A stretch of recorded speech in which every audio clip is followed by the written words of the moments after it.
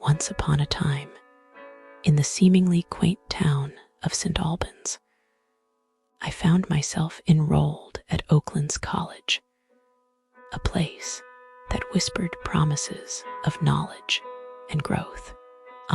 But whispers can be deceiving, and promises can be as hollow as the echo of my footsteps in its vacant halls.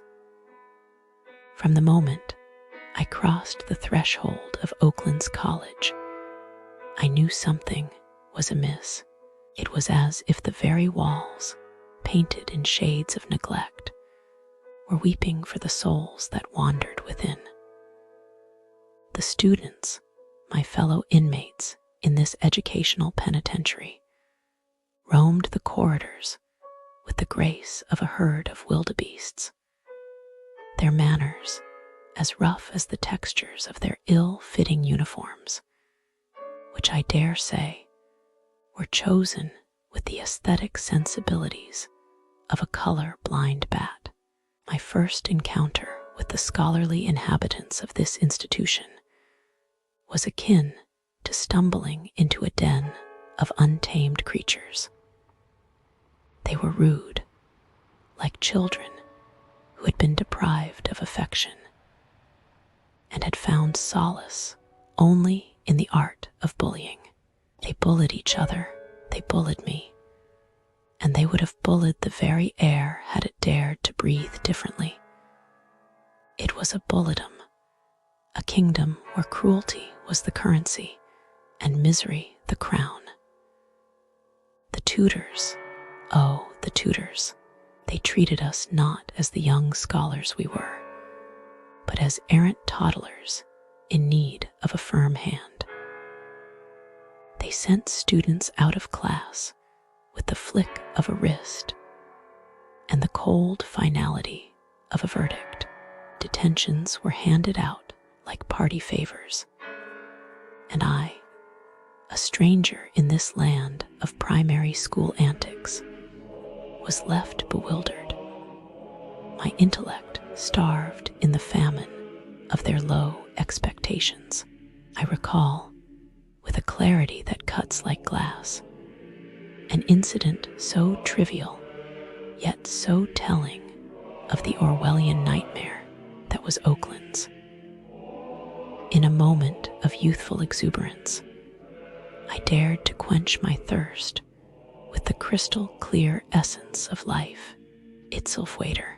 But lo and behold, this simple act was misconstrued as a rebellious indulgence in the forbidden elixir of fizzy drinks. A mere sip, and I was cast as the villain in a drama of absurd proportions, my character assassinated by the swift keystrokes of an email sent by a tutor whose sense of justice was as warped as her perception of academic freedom. The segregation that followed was a dark chapter in my personal saga.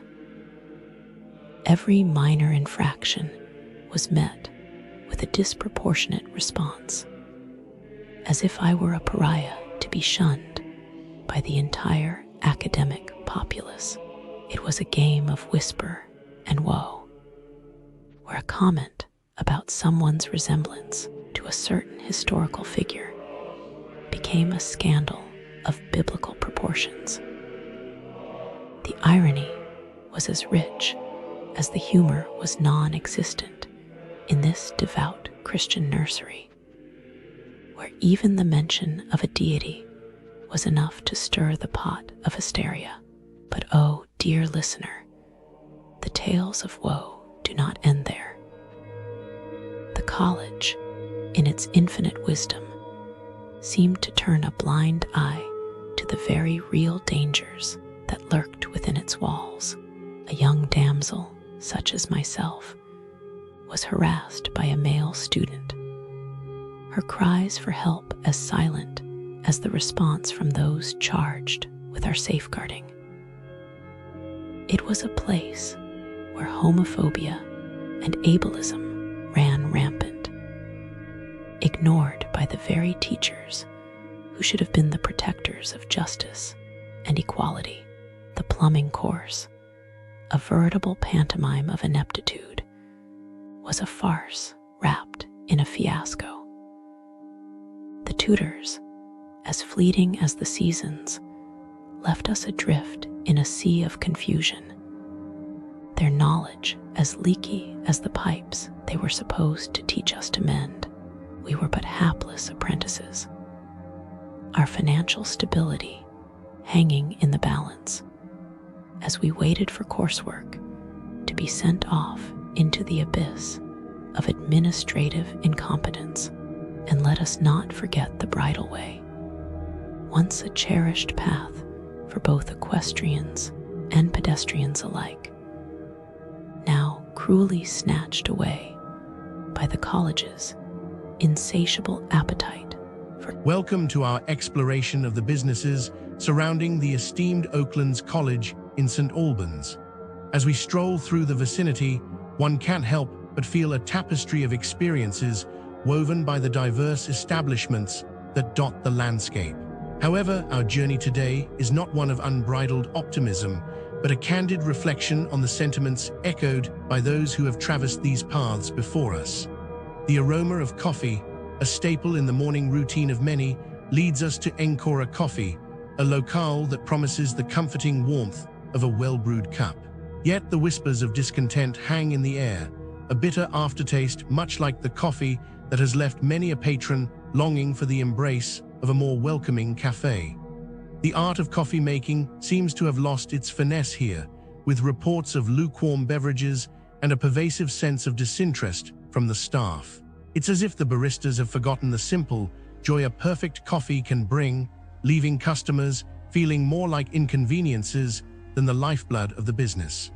The once charming Ancora appears to be a shadow of its former self, with the only warmth emanating from the collective frustration of those seeking a caffeine fix. As the day wanes, the thirst for a different kind of beverage beckons us to the Horn, a venue that touts its vibrant atmosphere and eclectic offerings. However, the reviews tell a tale that is anything but harmonious. The Horn's allure seems to be marred by the discordant notes of overpriced fare and a service that is as sour as the lemonade one might find there. The stage, once a beacon for local talent, now feels like a mere platform, overshadowed by the clamor of disgruntled patrons who speak of rude awakenings and broken promises. The Horn's bluster is undercut by the reality of its offerings, leaving a lingering note of disappointment in the air. The bustling St. Albans market, a historic hub of commerce and community, invites us to partake in its array of goods. Yet the once proud market seems to have lost its luster, with visitors lamenting the lack of authenticity and the steep prices that rival the cost of premium supermarkets. The market, a canvas of colors and sounds, now paints a picture that is out of touch with the traditions that once made it a jewel in St. Albans' crown. The sense of value and the personal touch of the vendors appear to be fading, much like the vibrancy of the produce that now often finds itself discarded, unloved. Our final stop is the Bishop's Cave, a place that should be a sanctuary for those who seek refuge in the arms of fine cheese and exquisite wine. Instead, it stands as a monument to inconsistency, where the staff's knowledge seems to evaporate as quickly as the wine in one's glass. The cave's potential is undermined by service that ranges from slow to almost non-existent, and a level of hospitality that leaves much to be desired. It's a place where the promise of a gastronomic journey is often overshadowed by the stark reality of missed opportunities and unmet expectations. In the shadow of Oaklands College, these businesses, like actors on a stage, have failed to deliver a performance worthy of the standing ovation they seek. The area, rich in history and ripe with potential, is instead marred by a sense of disillusionment. As travelers, we are left to ponder the dissonance between what is promised and what is delivered, hoping that perhaps, on a different day, under a different light, these establishments might rediscover the essence of hospitality and rekindle the passion that once set them apart. For those who venture near Oaklands College, St. Albans, Let this be a guide to manage expectations and a call to these businesses to rise again from the ashes of their past shortcomings. The potential for greatness is there, lingering like the afterglow of a once bright flame, waiting for the spark that will set it alight once more. Businesses near Oaklands College, St. Albans, they look nice, like normal shops. But sometimes, bad things happen. Like, tourists come for 2 weeks, think everything is safe. But no, one time, there was this souvenir shop near Oaklands College, St. Albans. Pretty, right? But inside, scam. Tourists buy little things, like magnets or postcards, and the cashier, they charge extra, like the price tag says 5, but the machine charges 10. And the tourist, they don't notice until later. Maybe they think, oh, I made mistake, but no, it was on purpose. The shopkeeper probably does this all the time, And what happens next?